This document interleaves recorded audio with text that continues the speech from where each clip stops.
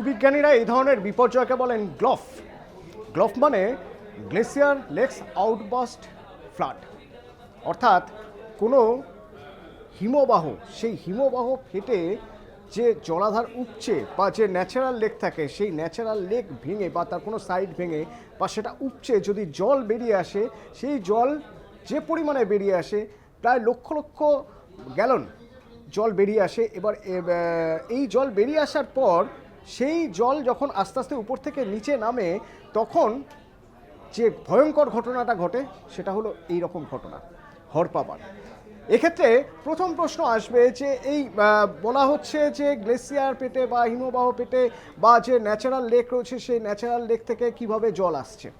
সাধারণত কোনো পাথর, বড় কোনো পাথর যদি পড়ে হিমবাহের মধ্যে, সেখানে জল রয়েছে, সেই জলে যে গ্লেসিয়ার লেক যেটাকে বলা হচ্ছে সেই লেকে শান্ত একটা পুকুরে যদি একটা থান ইট ফেলে দেওয়া হয়, যেরকম জল উপচে যায় চতুর্দিকে ছড়িয়ে পড়ে, ঠিক সেরকমভাবে যদি বড় কোনো কিছু উপর থেকে এসে পড়ে, গড়িয়ে গড়িয়ে এসে পড়ে, তাহলে ওই জলাধার থেকে জল বেরোতে শুরু করে।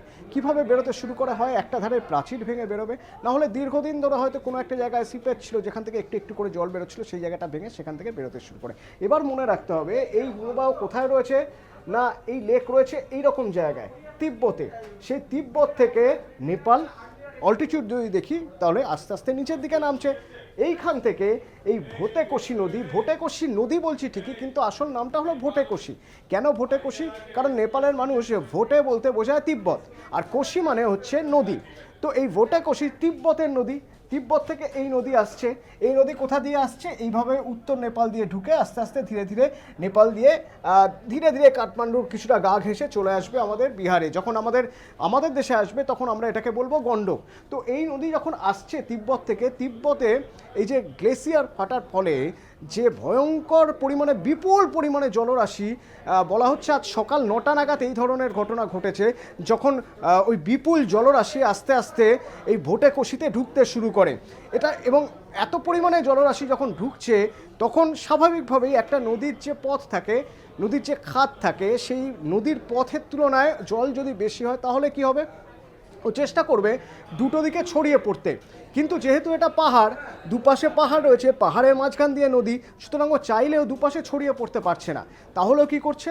ও উপর থেকে নদী আস্তে আস্তে নিচের দিকে যাচ্ছে, অর্থাৎ হাই অল্টিটিউড থেকে লো অল্টিটিউডের দিকে নিচে যাচ্ছে নদী। দুপাশে গিরিখাত, এবং দুপাশে গিরিখাত থাকার ফলে জল আটকে রয়েছে, জল দুপাশে বেরোতে পারছে না। জল ওই অনুযায়ী, নদীর গতিপথ অনুযায়ী, যে পথে নদী যাচ্ছে সে অনুযায়ী এঁকে বেঁকে যাচ্ছে। এবং যে ছবি আমরা দেখছি, ভালো করে দেখলে বুঝতে পারবে যে এই ছবিতে এক একটা জায়গায়, কোনো কোনো জায়গায় অন্তত 7 থেকে 8 তলা সমান উঁচু জল। তার কারণ জল অন্য কোথাও যেতে পারছে না। জল ওই সরু রাস্তাটা দিয়েই, যেখান দিয়ে এতদিন ধরে নদী বয়ে আসতো, ও একমাত্র এই একটাই রাস্তা পেয়েছে যে রাস্তা দিয়েও নিচের দিকে নামতে পারে। কারণ জলের ধর্মই নিচের দিকে যাওয়া, ও নিচের দিকে নামতে পারে। নামার সময় যেটা হচ্ছে সেটা হচ্ছে আশপাশে যে জায়গাগুলো, ধরো যে ইনফ্রাস্ট্রাকচারগুলো এখানে তৈরি করে রাখা রয়েছে দুপাশে, এই ভোটেকোশির দুপাশে যে ইনফ্রাস্ট্রাকচার, এই ইনফ্রাস্ট্রাকচারগুলো কী কী? মূলত 10 থেকে 15টা হাইড্রাল পাওয়ার, অর্থাৎ জলবিদ্যুৎ কেন্দ্র, যা নেপালের ইউএসপি বলা যেতে পারে, প্রাণ বলা যেতে পারে, প্রাণভূমরা বলা যেতে পারে এই জলবিদ্যুৎ প্রকল্পগুলো। সেই জলবিদ্যুৎ প্রকল্পগুলো যেগুলো একদম পুরো নদীর ধারে রাখা রয়েছে, সেই ইনফ্রাস্ট্রাকচারগুলো, পরিকাঠামোগুলো ভাঙতে ভাঙতে যাচ্ছে। তার কারণ ওর উপায় নেই, ওই বিপুল জলরাশির কোনো উপায় নেই, ও বেরোনো আর কোনো জায়গা পাচ্ছে না। ও যে জায়গাটা দেখতে পাচ্ছে একটু নরম, বা যে জায়গায় দেখতে পাচ্ছে যে সেখানে কিছুটা হলেও ঢোকা যায়, ও সেই জায়গাগুলোকে ভাঙতে ভাঙতে ও আরও নিচের দিকে যেতে শুরু করেছে। এখনও পর্যন্ত যা খবর পাওয়া যাচ্ছে তাতে 1000 জনেরও বেশি মানুষ নিখোঁজ, তাদের কোনো খবর পাওয়া যাচ্ছে না। তারা কারা? এই যেহেতু জলবিদ্যুৎ প্রকল্প রয়েছে এবং তারপরেও ট্রেকার্স হাট রয়েছে কিছু, এই দুপাশে, নদীর দুপাশে স্বাভাবিকভাবেই পৃথিবীর যে কোনো সভ্যতাই গড়ে ওঠে নদীমাতৃক হয়ে।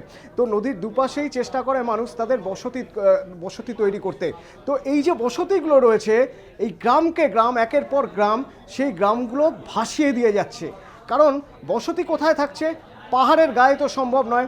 যে জায়গাগুলো কিছুটা হলেও নিচু, পাহাড় থেকে নেমে এসেছে, সেই জায়গাগুলোয় বসতি রয়েছে, আর তার মাঝখান দিয়ে যাচ্ছে নদী। নদীতে জল যখন বাড়ছে কি হচ্ছে? পাহাড়ের গায়ে ধাক্কা খেলে তাহলে তাকে আবার নিচের দিকে নামতে হচ্ছে। আর যে জায়গাগুলোয় উপত্যকা পাচ্ছে দুপাশে সেই জায়গায় জল বিস্তৃত হয়ে যাচ্ছে, সেই জায়গাগুলোকে ধুয়ে মুছে সাফ করে দিচ্ছে। সেই কারণেই যে গ্রামগুলো নদীর দুই ধারে সেই গ্রামগুলো ধুয়ে মুছে সাফ হয়ে যাচ্ছে, কোনো হদিশ পাওয়া যাচ্ছে না। নেপালের প্রধানমন্ত্রীর জন্য এটা একটা এখন বড় চ্যালেঞ্জ, কারণ বড় অসময় আছে নেপালের। এইরকম প্রলয়, যাকে আমরা মহাপ্রলয় বলছি, এই রকম প্রলয়ের সাক্ষী নেপাল এর আগে হয়নি। নেপালে এর আগেও প্রলয় হয়েছে, এই ধরনের বন্যা হয়েছে, কিন্তু এই তো যদি আমি এই ভোটেকোষির কথাই বলি, ভোটেকোষিতেই 1981 সালে এমন এক ভয়ঙ্কর এইরকমভাবেই হরপাবান এসেছিল, যে হরপাবানের জন্য 200 জন মানুষ, তখন পপুলেশন অনেক কম ছিল 1981 সালে, সে সময়ও 200 জন মানুষ জাস্ট নিখোঁজ হয়ে গিয়েছিলেন। তবে এবারের এই প্রলয়, আমরা বলছি এটা মহাপ্রলয়। তার কারণ এবার যে ঘটনা ঘটলো বা এখনো পর্যন্ত যা ক্ষয়ক্ষতি, নেপালে এতটা ক্ষয়ক্ষতি এর আগে হরপাবানে হয়নি। এবং এরপরে দুশ্চিন্তার জায়গা কোথায়? এই জল আরও নামবে, ধীরে ধীরে নিচের দিকে নামবে। যেভাবে ভোটেকোষি নদী এগোচ্ছে ঠিক সেইভাবে নামবে। নামতে নামতে কোথায় আসবে? নামতে নামতে চলে আসবে আমাদের ভারত বর্ডারে, আমাদের ভারতের সীমান্ত থেকে 100 কিলোমিটার দূরত্বের জায়গায়। আমরা এই যে জায়গাটা, এই গ্রামটা, এই জায়গার ছবি আমরা দেখছি, সেখানে এই ভয়ঙ্কর তাণ্ডব করে দিয়েছে ভোটেকোষি। এবার আস্তে আস্তে জল নামছে,